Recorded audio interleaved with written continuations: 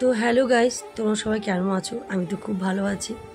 তো দেখো আজকে একটা দুঃখ ভরা ভিডিও, বাট এই ব্লগটা না করলে হতো না। আমার কাছে এই ব্লগটা ছিল খুবই স্পেশাল। তো আজকে আমরা সপরিবারে যাচ্ছি বার্নপুর। তো তোমরা অনেকেই জানো না, আবার অনেকেই জানো যে আমার হাজব্যান্ড তোমার সরকারি চাকরি করে এবং গভর্নমেন্টে ও এতদিন তোমার ছিল, এতদিন কেন 14 বছর বলতে গেলে 14 বছর বার্নপুরে চাকরি করেছে। তো ছেলে আছে। তো তারপর থেকে 2021-এ আমি দুর্গাপুরে চলে আসি। তো 3 বছর ওখানে ছিল, যাওয়া আসা করতো। অনেকটা স্ট্রাগেল আমরা দুজনা প্লাস মেয়েও 3 জনাতে ফেস করেছি। তো তারপরে যাই হোক সবার আশীর্বাদে আমাদের এখানে ট্রান্সফারটা হয়ে যায়। তো দুর্গাপুরে ও চলে আসে, এখনও জয়েনিং করেনি। তো সেই জন্যই আজকে আমরা বার্নপুর থেকে সব জিনিসপত্র নিয়ে আসতে যাচ্ছি। আগে কিছুটা মালপত্র এসে গেছে, এখন আরও কিছুটা জিনিসপত্র নিয়ে আসার জন্য আমরা বার্নপুরের দিকে রওনা নিয়েছি। তো যতই মুখে হাসি কিন্তু দুঃখ প্রচণ্ড লাগছে, কেন ওখানে 6 থেকে 7 বছরই বার্নপুরে ছিলাম। বার্নপুর আমার কাছে একটা এমনই জায়গা ছিল, পুরো নতুন একটা পরিবেশ। জীবনে কোনোদিনও মা বাবাকে ছেড়ে একা থাকিনি, কিন্তু বার্নপুরে আমার আর সোমনাথে প্রথম সংসার তৈরি। পিকু যখন 8 মাস বয়স, তখন 8 মাসের বাচ্চাকে নিয়ে আমি বার্নপুরে গেছি। তো এই দেখো আর বলতে বলতে আসানসোল তোমার ঢুকে গেছি। তো তারপরে বার্নপুরে সংসার করা, মেয়েকে বড় করে তোলা, মেয়েকে ভালো স্কুলে পড়ানো, মেয়েকে আসানসোলে এই যে মেয়ে ভর্তি হয়েছিল, সব কিছু করে সেই থেকে সম্পর্ক চূর্ণ করে আবার 2021-এ আমি দুর্গাপুর চলে আসি। এখানে আমি ঘর কিনি, বাড়ি কিনি। তো সেই সব কিছু ছেড়ে আবার বার্নপুর থেকে সব কিছু নিয়ে আসা মানে আমাদের কাছে অনেকটা প্যাথেটিক, কষ্ট ছিল, কিন্তু কিছু করার নেই। এই যে আমরা আসানসোল ক্রস করে এবার বার্নপুরের দিকে ঢুকবো। তো অনেকটা কষ্টের মধ্যে আজকে ভিডিওটা বানাতে হচ্ছে। আনন্দও লাগছে, আবার কষ্টও হচ্ছে। আর বেশি কষ্ট হচ্ছে সোমনাথের জন্য, কেন কি আমি 3 বছর আগে দুর্গাপুরে চলে এসেছি, যাওয়া আসা করতাম, কিন্তু তোমার ওখানে আমাকে যেতে হতো মাঝে মধ্যেই, যেহেতু ও থাকতো ওর জন্য যেতে হতো। কিন্তু এখন ওকে একটু দুর্গাপুরে অ্যাডজাস্ট করতে একটু অসুবিধা হবে। আশা করি সব অভ্যাস হয়ে যাবে, কেন ওরও বাড়ি দুর্গাপুর, আমারও বাড়ি দুর্গাপুর। তো চলো তোমরা আজকে ভিডিওটা দেখো, ভালো লাগবে। এবং আমরা বাড়িতে কি করতাম না করতাম, কোথায় থাকতাম, ওখানকার পরিবেশ কেমন ছিল, বন্ধুবান্ধব কী ছিল, সব তোমরা আজকে এই ব্লগে দেখতে পারবে। তো দেখো এটা আমাদের বাড়ি, আমরা আস্তে আস্তে এবি টাইপে ঢুকছি। এই ছিল বার্নপুরের কোয়ার্টার, তোমরা সব দেখতে পারবে। আর ব্লগটা ভালো লাগলে অবশ্যই লাইক করে দেবে, আর যাদের ভালো লাগবে না তারা প্লিজ স্কিপ করে চলে যাও, আর চ্যানেলটা অবশ্যই সাবস্ক্রাইব করে দেবে। তো চলো দেখতে থাকো, সঙ্গে দাও।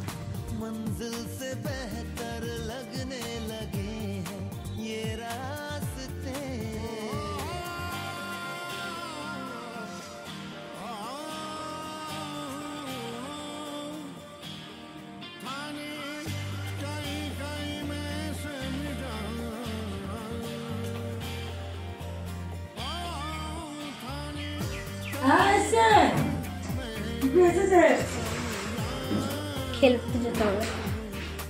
দেখো টিভিটা মোটামুটি দিচ্ছি, এদিকে আমাদের গাড়ি এসে গেছে।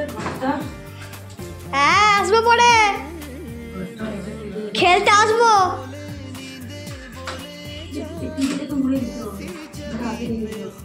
একটু ওয়েট কর, মায়ের পারমিশন নিয়ে খেলতে যাবো। পরে যাওয়ার সময় দেখি যাবো কিছু। তো এই দেখো মোটামুটি ঘর আমাদের ক্লিনিং। তুই মন খারাপ লাগছে? কেমন লাগছে? ছোটোবেলাকার জীবন এখানে পার হয়েছে। তো এই যে মোটামুটি ঘরটা খালি হয়ে গেল, ঘরে মালপত্র বেশি ছিল না, এই ঘরটা মোটামুটি ক্লিনিং হয়ে গেছে। দেখো সব স্মৃতি এখানের মধ্যে আছে, এখন এগুলো নিতে হবে, এগুলো সব নেওয়া আছে। দেখ কোল্ড ড্রিঙ্কসটা, আর এই ব্যালকনির অবস্থা, ব্যালকনিতে কিছু নেওয়ার মতো নেই, কি নোংরা রয়েছে, হাত দিতেও ভয় লাগছে। এই এত বছর এখানে কাটানো গেছে। আর তো আর তেমনি এটা তো আমার খুলতে হবে আছে, সেটা হচ্ছে আমার এই রান্নাঘর। এটা আমার কাছে খুব প্রিয় ছিল, এই রান্নাঘরে সাজানো, এই যে দাওয়া দেখাচ্ছে, এই দিকটা রং করা, এই স্টিকার লাগানো, সব আমার সোমনাথের হাতে। আর এই যে মাথার উপরে রং করা, এটাও খুব কষ্ট করে সোমনাথকে সিমেন্টিং কাজ করে তবে ওইখানটা রং করতে পেরেছিল, মানে করতে পেরেছে রং। তো চোখ পুরো কালি হয়ে গেছে একদম। তো সব কিছুই ছেড়ে যেতে হচ্ছে, কিছু করার নেই, মন খারাপ হলেও কী করবো বলো। আর কতদিন এখানে থাকবে, 3 বছর এখানে তো পার করলোই, এবার তো দুর্গাপুর যেতেই হবে, যেহেতু দুর্গাপুরে ট্রান্সফারটা হয়ে গেছে। আর এই দেখো, এই ছিল রান্নাঘর। এখন তো নতুন মনে হচ্ছে না যে মানে এত সুন্দর লাইট ফাইট সব খোলা হয়ে গেছে। আর এই ব্যালকনি দিয়ে রান্নাঘর দিয়ে সারাক্ষণ লোক দেখতে পাওয়া যেত। ফ্যানটাও খোলা হয়ে গেছে, ফ্যানটাও নেই।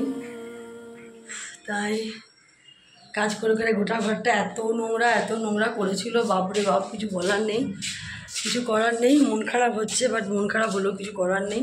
পরিস্থিতির সময় নিজেকে পরিবর্তন হতে হবে। আর এই ঘরটা না ছাড়লে হবে না, অনেক স্মৃতি ঘরের মধ্যে আছে। এই স্টিকার লাগানো সব আমার আর সোমনাথের হাতে, এটা রঙ করা আমাদের হাতে। এই যে স্টিকারটা দেখছো, এটাও আমার হাতের। এই স্টিকারটাও কিনেছিলাম মানে দুর্গাপুর যাওয়ার 1-2 মাস আগে আমরা কিনেছিলাম 2021-এ। তো এই হচ্ছে ব্যাপার। আর কি বলবো, এতে আমার পুরো টাইম পাস হতো লোকদেরকে দেখে দেখে। এই দেখো কত সুন্দর জায়গা ছিল একদম, বাট কিছু করার নেই সব সময়। এই যে ব্যালকনির অবস্থা যথেষ্ট খারাপ লাগছে। তুই তো গোটা মুখে পুরো কালি মেখে নিয়েছিস, এত ঘেমে গেছিস। বাবা আছে? কোথায় গেল? আচ্ছা, এই দেখো ওটা সব পরিষ্কার হয়ে গেছে। এখানে কলটা একটু ডিস্টার্ব দিচ্ছে, এই কলটা ঠিক করতে হবে। যাই হোক, খারাপ লাগলো, কিছু করার নেই। সেই ঘর সব কিছু, এইসব স্টিকার লাগানো সব কিছু। এই বাথরুমের দেওয়ালটাতে রং করেছিলাম আমি, লাস্টে দেওয়ালটাতে রং, এইটাতে রং, তারপরে তো পরে টাইলস লাগানো চলে যাওয়ার পর। তো এই কখন আমরা প্রথমে ঘরটা পাই, মনে হচ্ছে সামনে ঘরটা কেমন ছিল, তুমি একটু বলো। আমার কি লাগছে, ঝুলে জালে ভর্তি, সবকিছু নোংরা। আর কতগুলো পায়রা ছিল, পায়রাতে পুরো ভর্তি, চারিদিকে পায়রাগুলো উড়ে উড়ে বেড়াচ্ছে সামনে ঘরটা। তো আমরা ভাবিনি যে ঘরটাকে এত সুন্দর আমরা তুলে, এমনকি এই ঘরের যে যত দরজা জানলা দেখছো সব কিন্তু আমার সময় রং করা। আর মাথায় ঝুঁকটা উঠতো আমার, এই আজকে রং করবো, আজকে দেওয়ালে রং করবো, এই যে দেওয়ালে রং, এই দেওয়ালে রং, এসব দুজনে মিলে কিন্তু একসাথে করেছি। তো হাজার অশান্তি ঝগড়া সাথেও দুজনে মিলে করেছি, তাই তো। পুরো যে ঘরটা পাবে সে ঘরটা খুবই লাকি, এত সুন্দর ঘরটা আছে কি পাবে। বাট ওটা খুবই খারাপ লাগছে, বাট খারাপ লাগলো। আবার কিছু নতুন একটা শুরু হবে, যেটা শেষ হয় আবার তার শুরু একটা কিছু হয়, তাই তো। সময় যা ঘামছে, ওদের চান টান করেছে, ফ্যান নেই তো গরমের মধ্যে পুরো। কিন্তু আমাদের ঘরটা এত ঠান্ডা, আর এই ব্যালকনিতে এত হাওয়া আসতো, মানে কিছু বলার নেই, বলো, প্রচণ্ড হাওয়া আসতো। কিন্তু এখন গরম লাগছে। এই সোমনাথের একটু মনটা একটু খুবই খারাপ আছে, দুঃখ ভাব। যাই হোক, তো তোমরা বলবে আজকে ভিডিওটা কেমন লাগলো। খারাপ লাগছে, এখানে বসে আমার একটু খাবার খাচ্ছি, প্রচণ্ড খিদে হয়ে গেছে। তো চলো,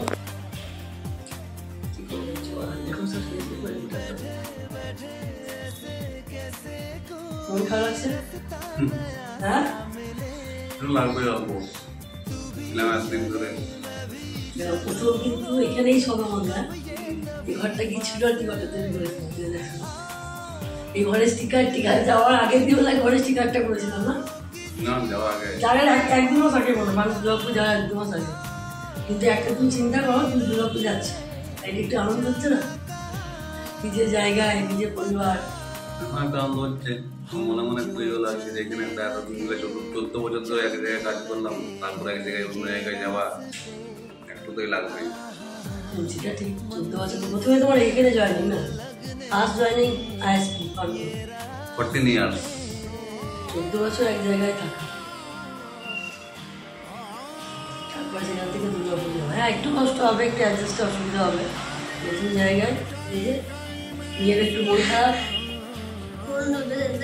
কাকুলিয়ার দিতে ঘর যাবে, এসে দেখবো যে একটু খেলে নেবো, তারপরে ঘর যাবো না।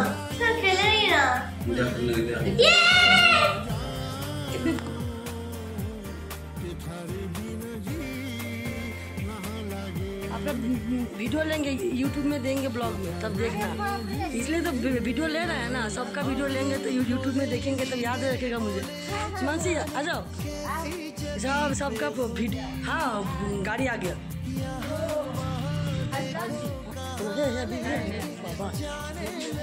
साल भर क्या देखो,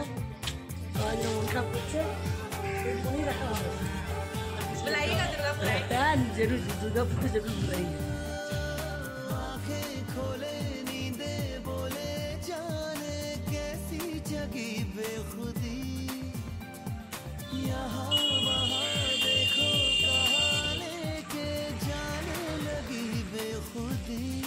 এই যে আমাদের সব গাড়ি প্যাক হয়ে গেছে, চৌকিটা এদিকে এটা নিয়ে হয়ে গেছে।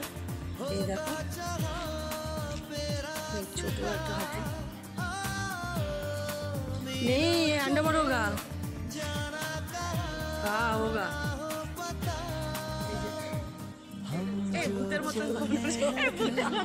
अरे किचु হবে তুমি বাড়ি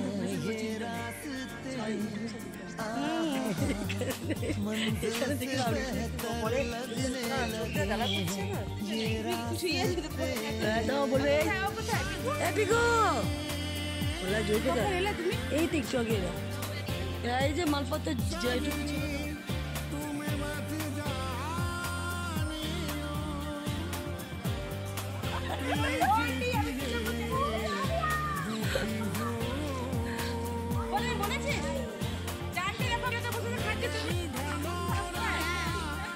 যেমন ওর জন্য বেশি আর এবার হোলিতে আসতাম। হ্যাঁ চলো এবার তো বন্ধুরা, এরপর আমরা সব প্যাকিং করে আমরা আস্তে আস্তে দুর্গাপুরের দিকে যাচ্ছি। তো এই দেখো বার্নপুর ছেড়ে যেতে তো সত্যিকারে খুব মন খারাপ লাগছিল, মানে এতটাই মনটা খারাপ লাগছিল, কিন্তু কিছু করার নেই। সবাইকে ছেড়ে, বন্ধু বান্ধব ছেড়ে, এতদিনের স্মৃতি, এত সবাই গেছিলো, কত মজা আমরা করেছিলাম, সেসব দিনগুলো সব মনে পড়ছিল গাড়ির মধ্যে। তো তারপরে পরে আস্তে আস্তে তো আমাদের ঘরের দিকে চলে আসতে হলো। আর সেদিন প্রচণ্ড রোদ ছিল, এত গরম ছিল, গরমের মধ্যে আবার দুর্গাপুরে আসতে হলো এত মালপত্র নিয়ে, জিনিসপত্র নিয়ে। তো আজকে যদি তোমাদের ভিডিওটা ভালো লাগে অবশ্যই একটা লাইক আর কমেন্ট করে দিও। এই ভিডিওর মধ্যে অনেক আমাদের স্মৃতি আছে, অনেক ভালোবাসা আছে, অনেক কিছু আছে। এই দেখো এটা হচ্ছে আমার বাড়িতে চারিদিকে জিনিসপত্র সব ছড়িয়ে পড়ে আছে, এবার আমাকে সব গুটিয়ে রাখতে হবে, আর আমার শরীর যথেষ্ট ক্লান্ত। চলো আজকে ভিডিওটা এখানে শেষ করলাম, টাটা বাই বাই।